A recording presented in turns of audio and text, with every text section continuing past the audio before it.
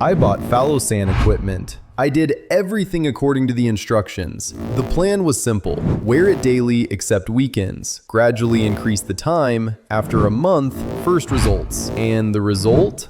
There was nothing. Zero growth. But on the other hand, several very important conclusions and warnings that can save you months of frustration. In this video, I'll show you what I did wrong, even though I was doing everything right, and why sometimes what seems correct can set you back instead of pushing you forward. Enjoy.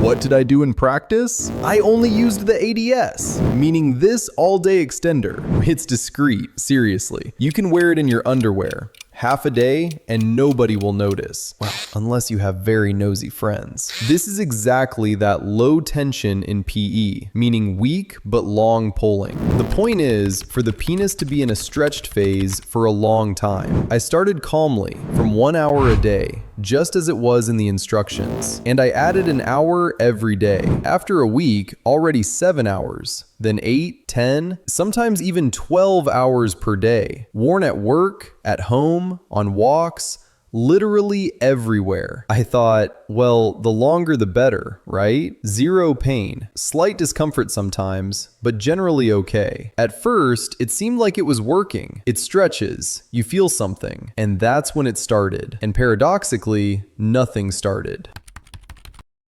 To tell the truth, I wasn't expecting miracles. I knew I wouldn't grow overnight, but in the back of my mind was this thought: well, newbies supposedly have the biggest results at the beginning. Well, not this time. First week, zero changes, neither positive nor negative. I just kept adding an hour a day. It was more of a learning week. How to put on this contraption so it doesn't hurt, doesn't fall off, and so I don't look like I have a weapon holster in my pants.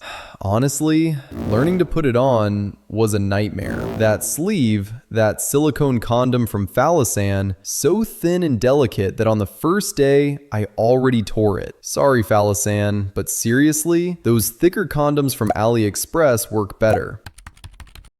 If you want, I can drop a link in the comments. Let me know. Second week, I started feeling burning at the base of the penis. It turned out that this foam from the Fallosan set causes something like chafing. It was quite warm then, so it makes sense. I started using talc, and that helped a bit. I also used talc before putting on the dome to avoid abrasions. Third week, here I was already going hard. A DS on me non-stop. To work, shopping, on walks. If I went to church, I'd go there with it too. I even tried at night, but never do that. This was the stage where I was building a habit, consistency, and that has stayed with me to this day. Without it, there are no results. I know that for sure. Fourth week, measurement. And here, I got pissed. Others have something happening after a month. Me, almost zero. And the thinking started. Am I wasting time? Does this whole PE thing really work? I fell into the classic newbie crisis. The community helped me. People in comments on forums were saying, add high tension. You're missing an intensive stimulus. So I dug deeper. I found equipment that gives this effect, but that's a topic for the next video. I can reveal that it was a breakthrough.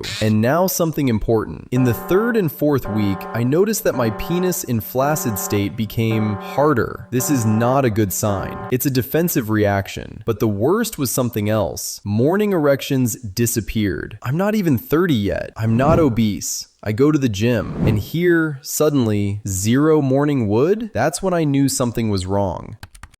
Okay, time to admit my mistakes. From the perspective of penile anatomy, well, I didn't do well. The adaptation process, even to just low tension, should last at least a month. And I was already wearing it in the second week like I'd been doing it professionally for years. And what happened? The penis rebelled. That harder, flaccid state and lack of morning erections, that's a textbook sign of overtraining. Such overload of a system that was supposed to just be getting used to it. That was the first basic mistake. Second, lack of the rest of PE fundamentals. Because PE PE isn't just ADS and low tension. There are two more pillars, high tension and pressure. And the most important of them is precisely high tension, meaning strong, short-term stimuli that create micro damage in tissues, like at the gym, except these aren't muscles. But the principle is similar, damage to regeneration to growth. If you only did high tension, you'd still grow. The results show this. Take an example. Colleague Hink, whom you probably know from YouTube. He did a study, 6 months,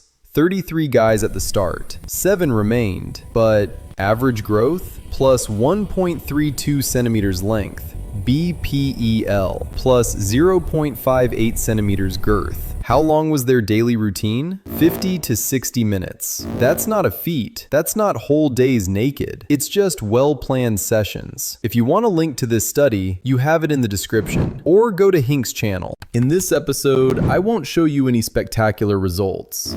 There won't be motivating before-afters. I'm sorry, but as they say, reality hits hard. But if you're hearing about Hink's experiment for the first time, check out this study. You have the link in the description. There are photos on the site. Obviously, I can't put them on YouTube, but it's worth seeing what can be achieved. And now, the most important thing, what I want you to take away from this episode. If you don't have results because you made a mistake, it doesn't mean that PE doesn't work. And it definitely doesn't mean you should give up, because a mistake is not the end of the world. Only those who do nothing make no mistakes. You have the same pattern everywhere. At work, at the gym, in business, at school. You do something, stumble, learn, correct, and only then comes progress. And that's exactly what I'm doing now, drawing conclusions and changing my approach. And what did your beginnings with PE look like? Did you have someone who guided you, or,